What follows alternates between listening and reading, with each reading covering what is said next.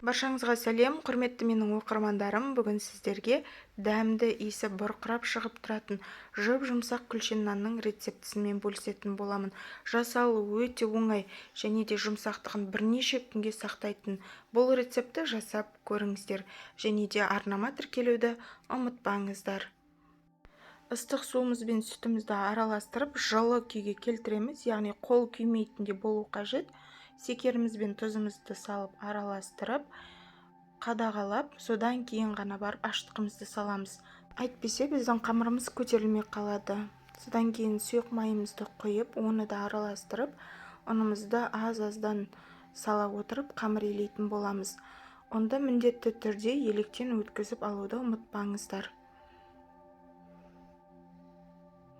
Бірнеше бөлікке бөліп отырып қамырымызды илейтін боламыз. Жалпы ұнымыз бұл жерге 1 келі 400, 1 келі 500 грамм ұн кетеді. Бірінші 1 келі 400 ұнымызды алып, қамырымызды илеп көреміз. Егер қолымызға жабысып жатырса, қалған 100 граммымызды салып жіберсек болады. Сонымен барлығы 1 келі 500 грамм ұн кетеді.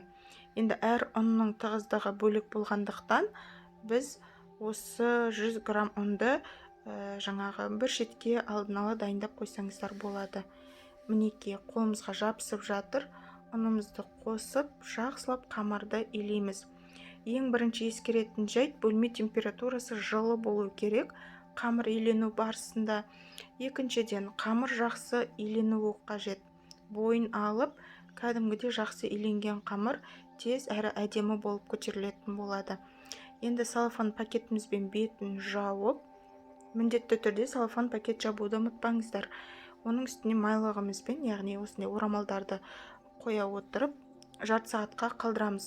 Жарты сағатта осылай қамырымыз ашиды. Енді осылай бір басып қоямыз. Негізі күлшен нанның әдемі үрленіп, әдемі болып пісу үшін осы біздің қамырды қайырып қойғанымыз өте маңызды. 2 немесе 3 рет қайырсаңыздар, өте керемет болып шығады.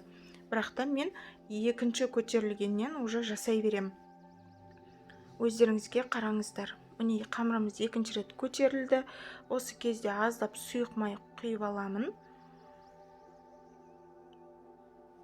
Сол сұйық майымызбен жақсылап алып, кішкентай зуалалар жасайтын боламыз. Әр қамырды мен 100 граммнан бөліп аламын, яғни 101, 102 болып кетеді. Кейде жақсылап зуаланы орайтын боламыз, яғни астыңғы жағда, үстіңгі жағда дөп-дөңгелек болуы қажет. Осыны да ескеріңіздер. Толық 1,5 келі ұн кететін болса, 25-26 дана күлшен нан шығады осы рецепт бойынша. Барлығын бөліп, осындай кішкентай зола жасап, енді бетін пакетпен жауып, 20 минутқа қалдырамыз. Содан кейін барып, саусағымызбен ортасын ғана әдемі пішінге келтіреміз. Күлшен нанның жақсылап басуды ұмытпаңыздар, себебі пешке салған кезде көтеріліп кетуі мүмкін. Сондықтан ортасын жақсылап қатты жаңағы тегістеп шықсаңыздар болады.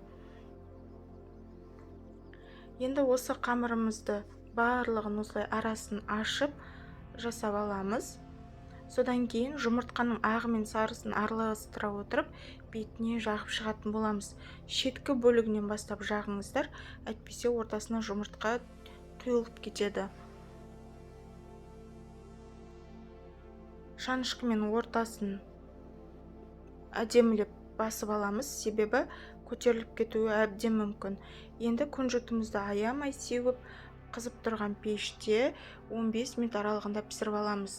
10-15 минуттың ішінде уже пісіп шығады біздің күлшен нандарымыз. Екінші бөліктерінде дәл осылай, яғни қалғанның барлығын алдын ала осылай дайындаймын. Пісуге 5 минут қалған кезде дайындасаңыздар болады. Оған дейін бұл қамыр кеуіп кетуі мүмкін, сондықтан пешіңізге қарай отырыңыздар. Осылай барлығын дайындап аламыз.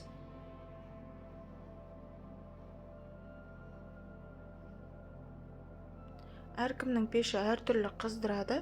Менің пешім 230 градуста жақсы пісіреді. маған сол 10-15 минут жеткілікті. Беті қызарып бастағаннан осылай дайындап аламын. Мінекей біздің күлше нандарымыз пісті. Қалған бөліктерінде осы реттілікті сақтай отырып пісіріп алатын боламыз. Иісінің өзі керемет болып шығады пісіп жатқанда. Достар, егер менің видеом ұнап жатырған болса, арнама тіркеліп, лайк басып, пікір қалдыруды ұмытпаңыздар. Және де әлеуметтік желіде бөлісіп отыруыңызды да сұраймын, себебі бұл пайдалы рецептпен бір адамға болса да көмегім тисе, қуанышты боламын. Сондықтан осы рецепті барынша достарыңызға, туыстарыңызға таратуыңызды сұраймын. Осы реттілікті сақтай отырып, барлық күлше нандарымызды пісіріп алатын боламыз. Бұл рецепт бойынша өзім үнемі 1 жылдан бері қолданып келе жатырмын. Қонақ келгенде өзіме осылай алдын ала дайындап қоямын. 2-3 күн бойы өзінің жұмсақтығын сақтайтын болады. Мінекей біздің күлше нандарымыз пісіп дайын болып жатыр. Қызарып, иісі бұрқырап, әп-әдемі болып шығатын болады. Міндетті түрде жасап көруге кеңес беремін. Және де арнама тіркеліп, лайк басуды ұмытпаңыздар. Сіздермен болған Замира.